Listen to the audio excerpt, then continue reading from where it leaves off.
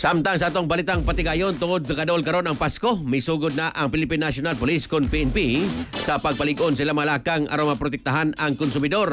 Human madawat ang report sa pagsaka sa presyo sa karne o gulay. Sumalak ang acting PNP Chief Lieutenant General Jose Melencio Nartates Jr.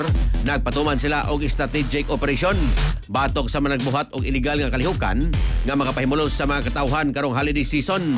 Gipahimutang sa PNP ang ilang mga opisyal sa mga public market, supermarket o wet market aron mapugna ng hoarding, profiteering o panic buying panahon sa Pasko.